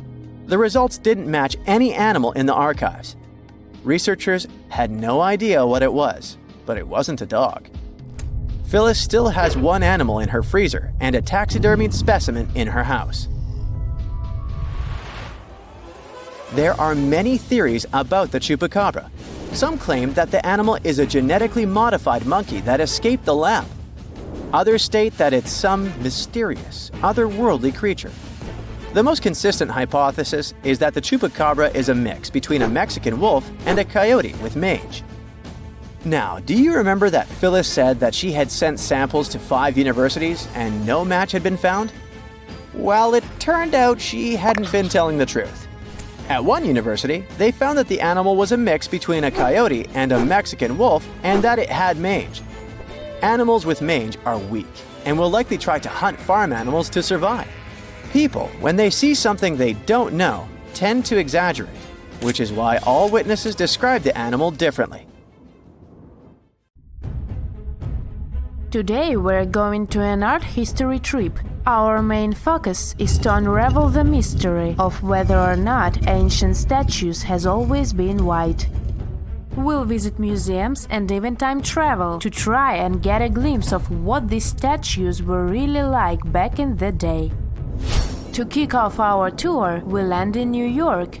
We climb the famous steps of the Met, the Metropolitan Museum of Art, and walk inside this enormous museum. You walk down the aisle and get to the room where one of the world's biggest collections of ancient Greek and Roman statues is held. Admiring the large array of statues, one thing seems evident. They are mainly white. It makes sense since their primary material is white marble. For centuries, historians, archaeologists, and researchers in general have always taken this fact for granted. Weren't these statues always white? Until recent decades, this wasn't something that people discussed. But in the 1980s, researchers unearthed an ancient Greek statue that was clearly pigmented. This new discovery made them wonder, were all ancient statues painted? Let's take a close look at this work of art. This 3rd century before the Common Era Greek statue was discovered to be almost entirely painted, still in its original form. You don't have to look too hard to notice that the statue still carries some of these original pink colors, with some shades of blue and red paint as well. The thing is, this statue is not an exception, it's the norm. As it turns out, ancient civilizations did paint their sculptures with bright and vivid colors, but somewhere along our historic timeline, this information got lost. According to researchers, pigment in sculptures was a way of bringing their representations closer to real life. We live in bright colors, so art might as well reflect that, right? Right! So let's take a few steps back to understand what happened. So why are our museum's galleries filled with white statues as far as the eye could see? You might have heard of Michelangelo.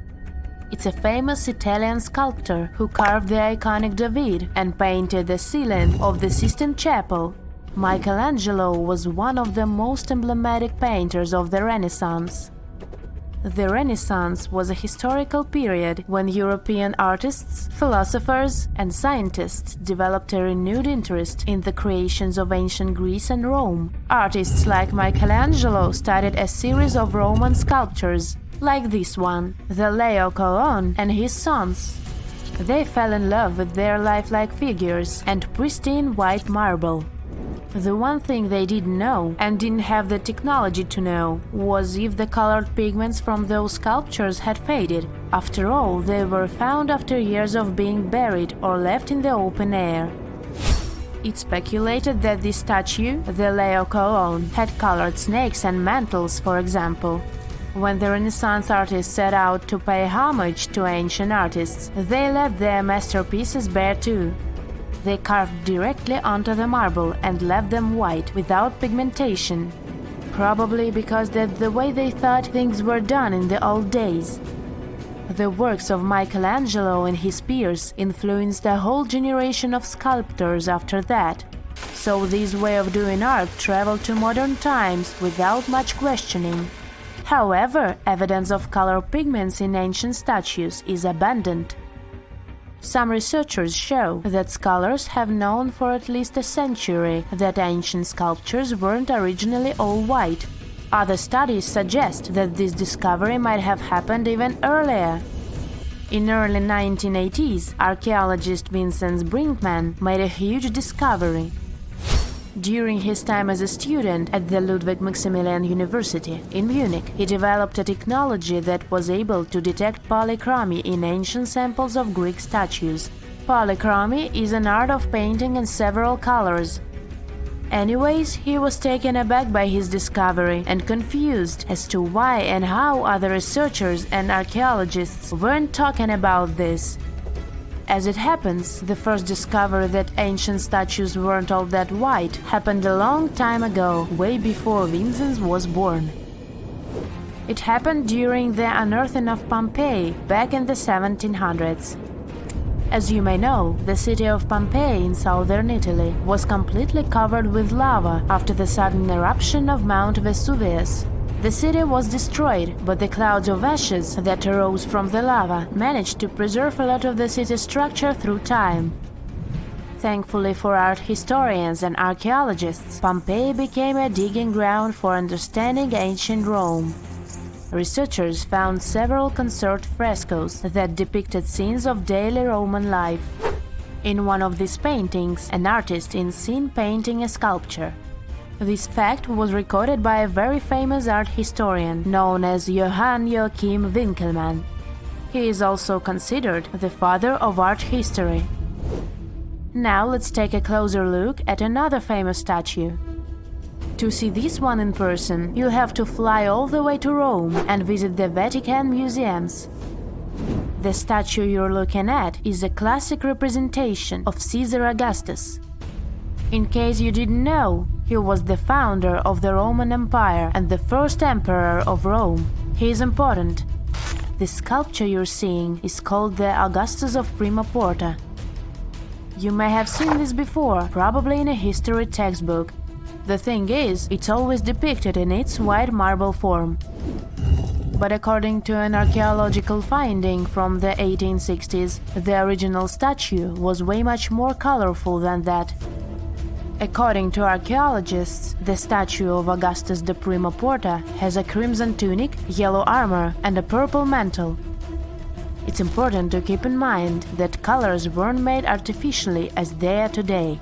Artists could only produce color from natural resources, so purple, for example, was an extremely difficult color to make. Back in the day, they derived purple from the mucus of a rare species of snail, meaning that anyone who used the color purple to pigment their art and clothes was powerful and wealthy. Well, this looked like enough proof for me that ancient statues weren't always white. But as we can judge by the look of our modern museums, there didn't seem to exist enough interest in the art community to further explore polychromy on the ancient statues. But remember that archaeologist we talked about, Brinkman? Well, he has been collecting data on polychromy since the 1980s. At a certain point, he even began making colored replicas of such statues. The technology used is far from simple. To reconstitute these ancient works of art, Brinkman makes a 3D plaster copy of them. Then he paints them by hand with the help of his wife. To find out which color were used in the original sculptures, Brinkman uses UV light. Certain pigments glow under UV light, exposing traces that would otherwise be invisible. Take this colorful archer as an example. Look at these colors. This piece is the reconstruction of a marble archer in the costume of a horseman. To accurately depict the archer, restorers had to research a lot about the history of the region where the art piece was originally found, since colors have a cultural meaning. That, together with UV technology, allowed for the reconstruction you can now see. It seems very far from the idea we have of what the Greeks would make, but this is supposed to look exactly like the original one. According to Brinkman, we shouldn't be so surprised that ancient Western civilizations used bright colors to depict their realities. After all, the Romans and Greeks were heavily inspired by the works of art of Egyptian civilization, Old Mesopotamia, and Asia. For example, if you look at the famous Egyptian Sphinx, you might be led to believe that it always looked that way, but that wasn't at all the case. Modern studies and virtual reconstructions of the monument show us that the monument was very colorful. The body of the statue is believed to have been painted terracotta, while the regal headdress that circles the head is meant to have been golden blue. All of these were considered important colors in Egyptian times, and it was only suitable to use them to depict a pharaoh. If there's a question that still baffles archaeologists to this day, it's this one. How did the ancient Egyptians build those magnificent pyramids? As far as we know today, their resources were quite limited, especially in terms of tools and building materials. We still don't have a fully satisfying answer, but hey, we've got some pretty amazing theories worth considering. The leading contender among these theories involves the clever Egyptians employing a sneaky strategy. Now picture this. They constructed a slanted and curving mound made of bricks, earth, and sand encircling the pyramid to be. As the pyramid grew taller and taller, they simply increased the height and length of this wacky structure. It's like they were playing an ancient game of Jenga. Now, how did they get those massive stone blocks up there? Well, according to the legendary ancient Greek historian Herodotus, they used sleds, rollers, and levers. It sounds like they turned construction into a supersized game of tug-of-war. And guess what? Herodotus also claimed that the Great Pyramid, the one from Giza, the granddaddy of them all, took a whopping 20 years to build. There's more. Herodotus also dropped a mind-boggling number on us. 100,000 men were supposedly involved in this pyramid extravaganza. Did they hire the entire Egyptian population? Well, it might not be as far-fetched as it sounds. These men were probably mostly farmers, so they probably focused on the pyramids when there wasn't much work to be done in the fields. Like during the flood season of the Nile River. Obviously, specialists in the archaeological community had something to add to this theory. By the late 20th century, they discovered some evidence that suggests the workforce might have been smaller and more permanent than previously thought. Instead of a massive army of 100,000 pyramid builders, they proposed that a modest crew of around 20,000 workers, accompanied by support personnel like bakers, physicians, and even spiritual leaders, could have gotten the job done. There was also this theory that claimed that the pyramids were actually built from the top downward. It suggested that these colossal structures were nothing more than isolated hills used as quarries.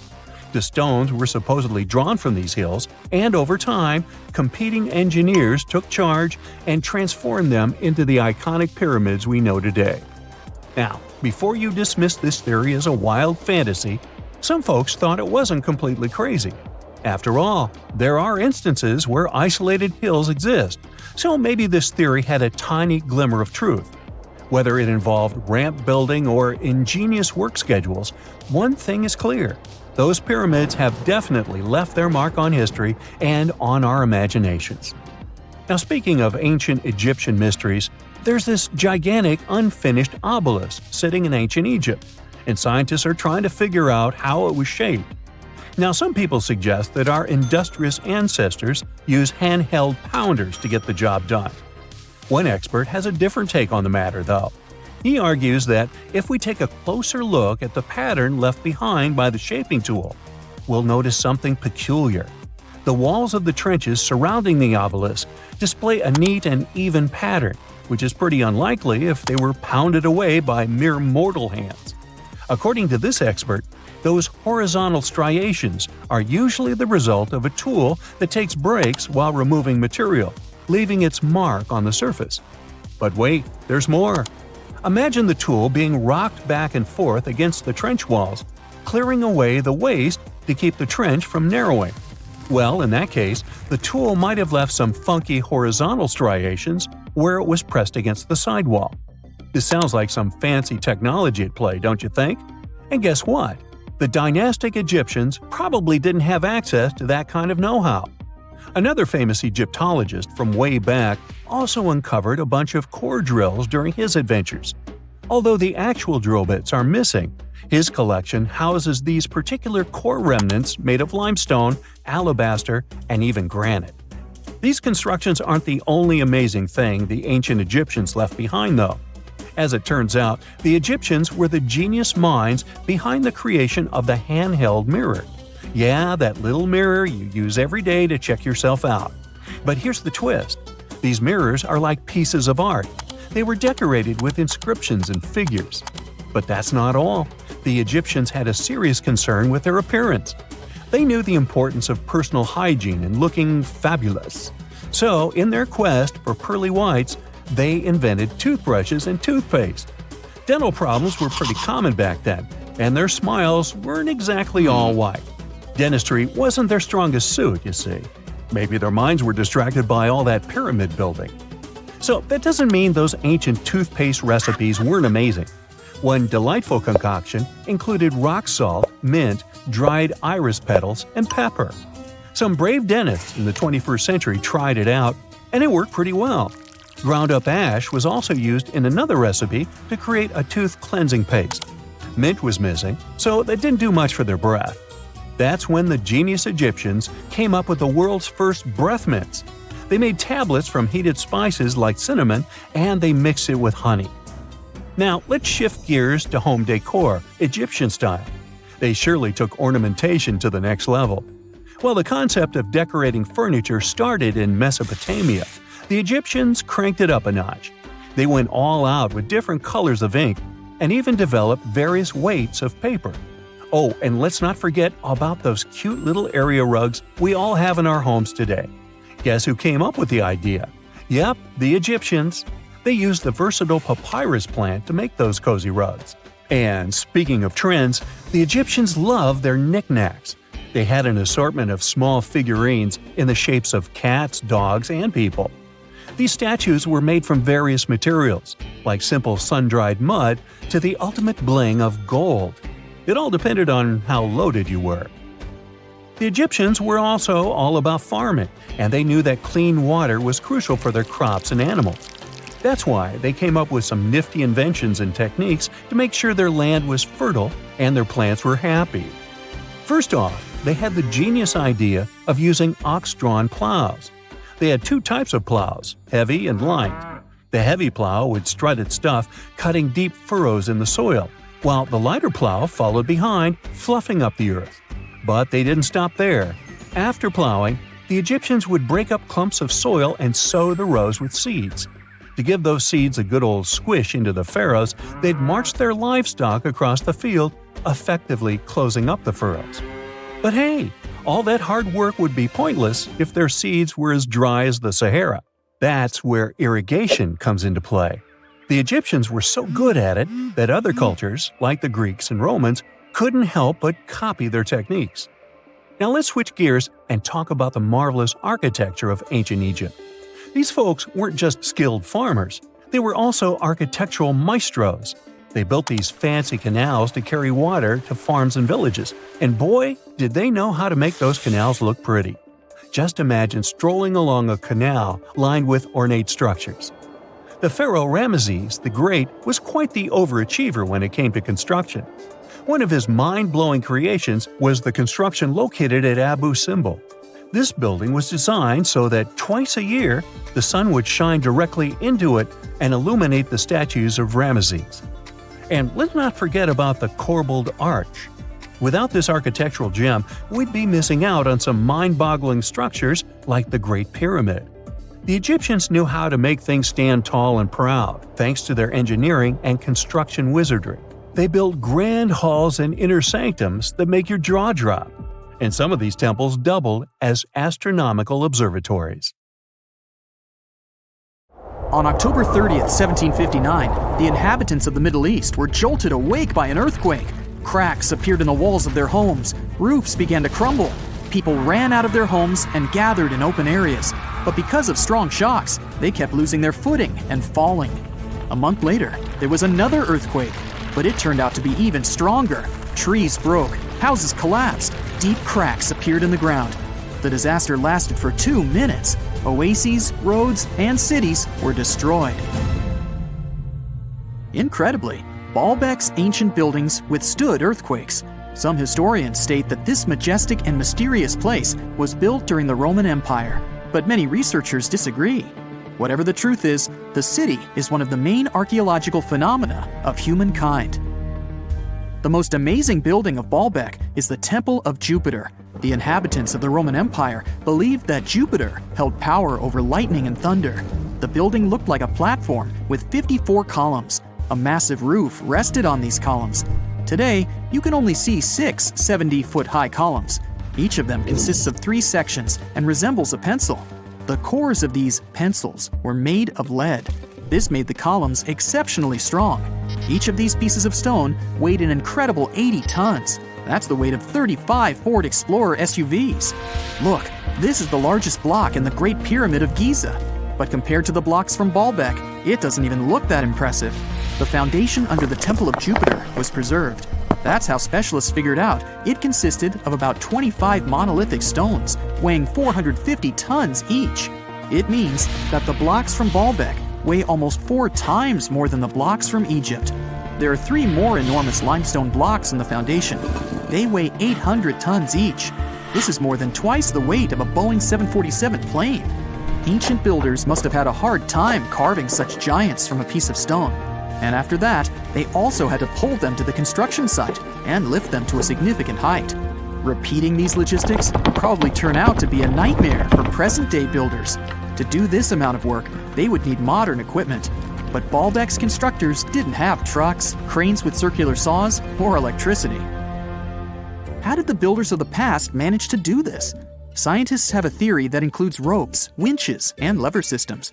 Naturally, the engineers of the past made all the gadgets from wood. Around 3,000 feet away from the ruins of the temple complex, there's a quarry. Archaeologists suppose that's where the stones for the construction were cut. They found a block of limestone there. It seemed to be too large, even for this incredible place. The monolith got called the Stone of the South. It was 65 feet long and 13 feet wide. The ancient builders didn't have time to completely separate it from its mother rock. A group of scientists from Austria estimated that this piece of limestone weighed more than 1,000 tons. That's like 3 Boeing aircraft or 160 African elephants. There was another surprise awaiting the archaeologists near the Stone of the South. It was the second monolith that weighed more than 1,200 tons. But the ancient builders didn't stop at that. They continued to work.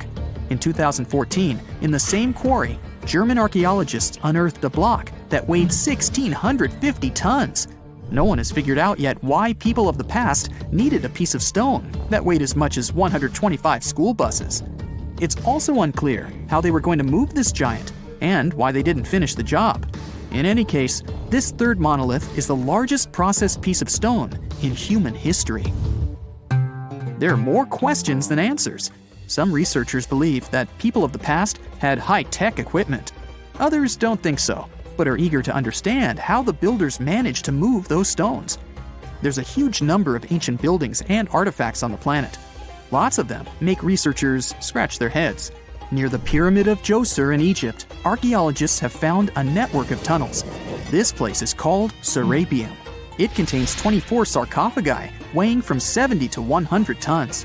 The giant boxes are carved from a single piece of granite and covered with heavy lids. The sarcophagi are perfectly symmetrical. To the touch, their walls are as smooth as glass. Even with the current level of technology, this is very difficult to do. But the ancient Egyptians managed this feat. The Lycurgus cup is a priceless artifact and example of ancient nanotechnology. It's made of glass that can change its color. If you put a source of light in front of the cup, it turns green. If the light is behind the goblet, it becomes deep red. In this case, the figure of Greek king Lycurgus turns pale purple. Scientists understood how this color change worked only at the end of the 20th century. Through microscopes, they saw nanoparticles of silver, gold, and copper. They had been added to the glass matrix. Thanks to this, you can observe a color change called dichroism. Interestingly, the gold and silver were grounded into a fine dust. It's almost impossible to do this by accident. Most likely, the ancient experts knew for sure what they were doing. Bolivia has a curious place called Puma Punku. It looks as if an ancient giant played there with an enormous construction set. And after the game, they forgot to put the pieces back into the box. But there are no giants, and the huge stone blocks were carved by ancient builders over 1,500 years ago. Some of the rocks weigh 100 tons. The blocks were brought to an altitude of almost 13,000 feet above sea level from the quarry 60 miles away from the construction site. There's no forest in that area. This means the builders couldn't use trees to make wooden rollers. The monument belongs to the Inca civilization. Scientists are sure they didn't know anything about wheels. In 1992, the inhabitants of a Chinese village decided to drain a pond. Their ancestors had been using it to wash clothes and catch fish for hundreds of years. They kept pumping the water out for 17 days. At the bottom of the reservoir, they made an unexpected discovery. The villagers saw an entrance to a cave going down to a depth of 100 feet. The incredible find was named the Longyu Caves. Unknown builders carved out 320,000 square feet of galleries. There are separate rooms, bridges, pools, and columns that support the ceiling. The walls of the cave are covered with strange carved lines and patterns. Scientists haven't found any information about who built the caves and why they did it. The construction technology also remains a mystery. Antonio Stradivari lived in Italy in the 18th century. He created musical instruments. More than 600 of his works have survived to this day. 500 of them are violins. One of the instruments was sold at auction for $16 million. The violins made by this master sound clear and deep. Researchers can't understand why Stradivarius instruments produce such unique sounds. Perhaps it's all about the varnish the master used to cover the violins. The answer may also lie in the wood the instruments are made of. In those days, Europe had a cold climate.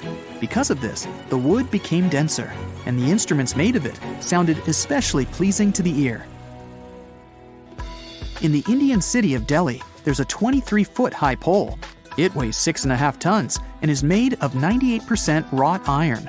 The 1,600-year-old pillar has no signs of rust or decay. Scientists believe that the monument is so well preserved thanks to the dry weather and the chemical composition of the metal. It might be resistant to corrosion.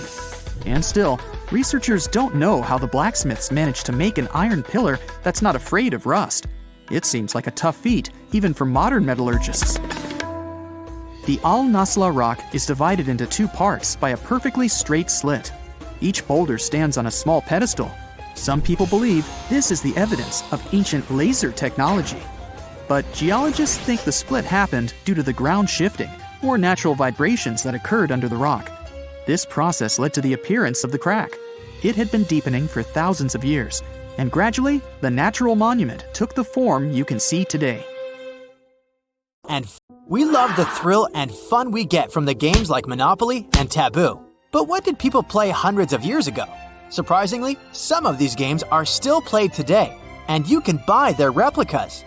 Let me know which is your favorite at the end of the video. Let's start with one of the oldest board games in the world, the Royal Game of Ur. Also called the Game of 20 Squares, was invented around 4,600 years ago in ancient Mesopotamia. The game was rediscovered when the excavations started in the 1920s in the Royal Cemetery of Ur in modern-day Iraq. The game wasn't only played by royals. People from all social classes enjoyed this two-player strategy race game. It was popular all over the Middle East, but its fame reached other places like Sri Lanka. Okay, Brightside, tell me how this game is played. It's similar to backgammon. People competed to get all their pieces from one part of the board to the other. To win this board game, you need to have a strategy, but also you needed luck. Besides entertainment, this game had a special importance regarding fortune-telling. The events in the game were believed to mirror the player's future. According to this belief, the game transferred messages from deities or supernatural beings through the moves in the central squares. How come people stopped playing this game? Well, the game evolved with time, and then it was replaced with other board games. Senet is a board game from ancient Egypt dating to around 3100 BCE. The objective of the game is to take all of your pieces off the board. You get 4 or 5 colored pieces. Then you use Senet sticks as dice. Players take turns. There are special rules on how and when you can move your pieces. For example, if you throw the sticks and get one face-up stick, you can move one space, but also get an extra turn. Archaeologists discovered Senet boxes in the ancient Egyptians' tombs. The Egyptians believed in an afterlife, and the word Senet means passing. That's why the game was also associated with the journey to the other side. So it was more than a game, sort of a symbol for the struggle to reach eternity. The game was played and admired by Tutankhamun and Queen Nefertiti. It's no secret that the ancient Egyptians loved parties. If you'd been invited to a feast held by a person from the upper class, you would have seen musicians, jugglers, and wrestlers waiting to entertain you. You would have probably spotted some people playing Senet too. On the original board, you would have seen squares decorated with hieroglyphs representing additional rules of the game. Some models in our modern-day replicas also have such hieroglyphs. So far, we've looked at 2-player games. Now, let's look at a fun 4-player game. Mahjong originated in the Qing dynasty in China, but the world record for the longest game, which was set in 2012 when the game was played for 33 hours, doesn't belong to the Chinese. But the biggest Mahjong party did happen in China. 2,380 people were playing the game at the same time. In this game, the player's goal is to form melds with tiles to get points. The highest scored player will be the winner. The winner should form a mahjong. The tiles are traditionally decorated with Chinese characters, bamboo branches, and dots. There are more special tiles that have symbols like dragons and flowers on them, and they serve different purposes. The game resembles Rummy, a card game.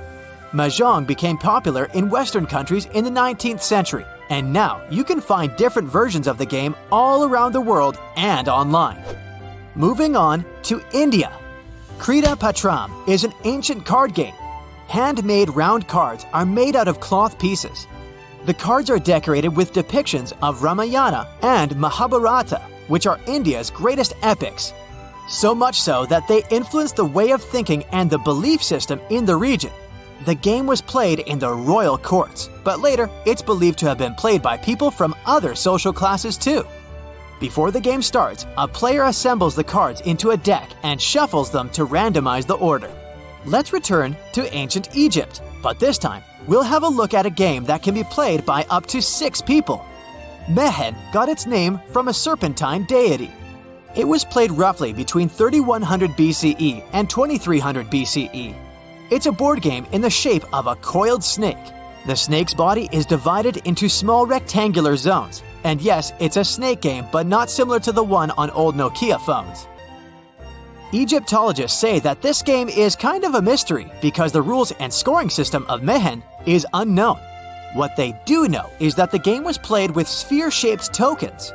The players started the game from the tail and headed towards the head of the serpent, which was in the middle.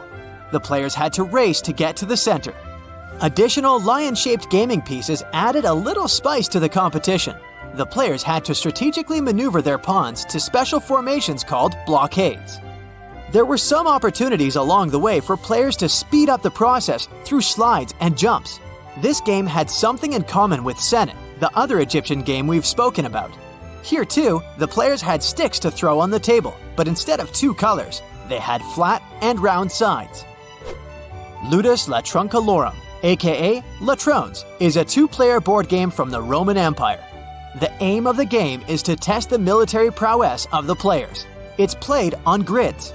The precise rules of the game remain a mystery, though many scholars have worked on several reconstructions of Latrones. Among multiple interpretations of the rules, one explanation is widely accepted. It suggests that players moved pieces in all directions, aiming to surround and isolate the opponent's pieces with their own. Captured tokens were then moved away from the board. This game resembles chess or droughts in terms of the rules, but this one is more about military tactics. Luckily, the famous Roman poet Ovid mentioned this game in his poems, and we learned some of the rules thanks to his poems. I guess Ovid was a fan of game nights. I'd love to see what a game night looked like back then. Another strategy game from the Roman Empire is Nine Men's Morris. This long-forgotten board game was rediscovered in 2018 during excavations. It originated in 1400 BCE. In this game, rivals control their armies that consist of 9 men. Each piece represents different qualities on the grid-like playing field. If your opponent cannot form a mill or lose all their pieces but 2, then you become the winner. In Norway, France, Germany, and many other countries, especially in medieval Europe, there were different variations of Nine Men's Morris. Interestingly, Shakespeare mentioned it in his famous comedy, A Midsummer Night's Dream. The next game is Wari. It's also known as Mancala. It became popular in West Africa and then spread to the rest of the world. Here, 2 players want to beat each other by planning their moves. This game requires mental skills and lots of practice. In other words, wearing your lucky t-shirt won't help you win the game. Each player has 6 holes filled with seeds and a bank to collect the seeds. As a player, you want to get the seeds of your opponent. There are detailed rules for how you can collect the seeds, of course. You can play this game at home. Instead of seeds, you can use any small objects, like pebbles, marbles, or even M&Ms. Do you think these games will still be around 1,000 years from now? Chess, for instance, has made it this far, and it doesn't seem to be going anywhere. It happened 66 million years ago. Hey, it could have been September. A massive asteroid slammed into Earth, bringing along chaos and devastation. The tragic aftermath of the terrifying collision led to the extinction of dinosaurs. Yes, I'm talking about the Chicxulub asteroid that left a massive crater in Mexico and changed life on Earth forever. And now, it turns out it wasn't the only cosmic rock to hit our planet during that time. Scientists have just confirmed there was another asteroid. This second space rock wasn't as big as Chicxulub, but it still packed a punch. It crashed to the ground off the coast of West Africa, smashing into the ocean and leaving a crater called the Nadir crater. And tell you what, it wasn't a small splash. The impact was so powerful, it triggered a whole tsunami. It was more than 2,600 feet high, almost as high as the Burj Khalifa, the tallest man-made structure in the world. But how did we come to the conclusion that there was a second impact? Well, this researcher spotted the Nadir crater in 2022. Dr. Nicholson was looking for some high-tech scans of the ocean floor when he noticed a massive 5.5-mile-wide depression under almost 1,000 feet of water. Well, he thought it could be an asteroid impact crater, but at the time, the evidence he had wasn't solid. But now, scientists have confirmed that this is the real deal. A second asteroid did hit Earth during the dinosaur extinction era. Now, let's see how they figured all this out. For one thing, there were those super high-resolution 3D seismic images. They allowed researchers to peel back layers of the ocean floor and get a crystal-clear look at the crater. It was like going from a blurry old ultrasound to the kind of 3D scans where you can see every little feature. Their findings confirm that the crater was left by an asteroid, somewhere between 1,500 to 1,640 feet wide. And it didn't just create a hole in the ground. The impact was so intense that it produced a central peak, formed escalating ridges around the crater, and even left a damage zone that stretched out for thousands of miles. Using those super detailed images, the scientists have managed to reconstruct what happened right after the asteroid hit the surface of our planet. First, it slammed into the ocean, creating an initial bowl-shaped crater. As the shockwave spread, the seabed was shaken so violently that it triggered landslides, and the soft sediment surrounding the crater collapsed inward, creating a noticeable brim. As you already know, the impact also triggered a tsunami, and it was so shockingly powerful that its waves didn't just go outward, they actually turned back towards the crater, leaving huge scars on the ocean floor. And this wasn't just one big wave. No, it was a whole series of them, a train of tsunamis smashing everything in their path. Now, this second asteroid impact is a huge deal for scientists. It's a rare opportunity to study a marine impact crater in such incredible detail. There are only about 20 confirmed marine craters in the world, and none of them have been captured with this level of precision before.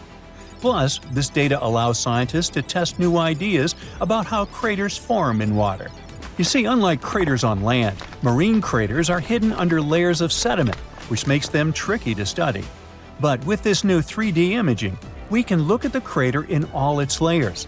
It's like slicing into a cake to see what's inside. Dr. Nicholson and his team are now dreaming of drilling into the crater and recovering samples from deep below the ocean floor. This would allow them to measure the shock pressure during the impact and figure out what happened in the minutes, hours, and days following the collision.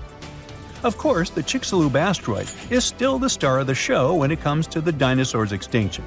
This space traveler was giant, somewhere between 6 and 9 miles wide. It hit Earth at a devastating angle, sending vaporized rock and gas into the atmosphere.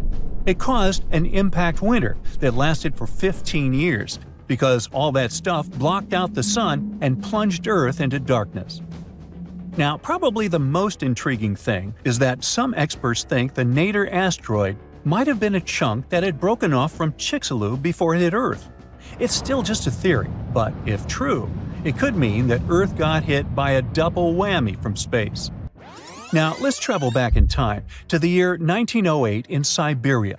Look around. You see nothing but trees and rivers. And suddenly, a huge object, around 150 to 300 feet in diameter, dashes through the Earth's atmosphere. Is it a comet? An asteroid? Scientists aren't sure. What they do know for sure is that this intruder blew up in the sky over Tunguska, leading to one of the most powerful blasts in recorded history. It completely leveled the forest below, knocking out 80 million trees over an area of around 830 square miles. And that's an area larger than that of cities like Los Angeles or New York. The trees were literally flattened, and their trunks were stripped of branches. They were also arranged in a bizarre radial pattern around the epicenter. But what if this explosion had happened over a city? Every single building would have been destroyed, and countless lives would have been lost. Luckily, this disaster occurred in a super remote part of Siberia. The creepiest thing, though? When scientists finally reached the area years later, they found no impact crater. No wonder it led to even more mystery. The most logical explanation is that when the object went off in the sky, probably around 3 to 6 miles above the ground, it blew up before it could hit the ground, and still, it didn't stop the blast from leveling an entire forest. Fast forward to 2013 and another mind-blowing event, this time over a much more populated area, the city of Chelyabinsk. It was a regular February morning when an asteroid about 60 feet in diameter entered Earth's atmosphere, lighting up the sky. It was moving at a staggering speed of around 43,000 miles per hour. It blew up in midair, about 18 miles above the city. It was a horrific view, but luckily, the asteroid disintegrated high enough in the atmosphere without hitting the ground.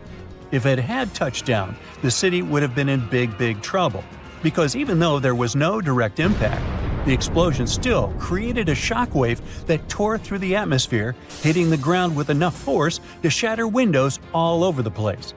The blast damaged around 7,200 buildings, but fortunately, there were no direct fatalities. Still, it was a major wake-up call. This wasn't just some far-off cosmic event like Tunguska. This asteroid exploded over a modern populated area, and the damage was very real. The good news? Scientists are getting better at spotting such objects before they get too close. Space agencies around the world, like NASA, are tracking near-Earth objects to figure out which ones could pose a risk. But as we can see from these two events, sometimes space rocks can still sneak up on us. And while the chances of a major impact are low, the stakes are really high. At the moment, there's one asteroid that NASA's keeping an eye on. It's called Bennu, and it's about the same size as the Nader impactor. Bennu is considered one of the most hazardous objects in near-Earth orbit. According to NASA, there's a small chance it could hit the Earth between the years 2178 and 2290, and the biggest risk date is September 24, 2182. But don't freak out just yet. The odds of the impact are only 1 in 2,700, but still, it's a reminder that Earth is always in the cosmic firing line.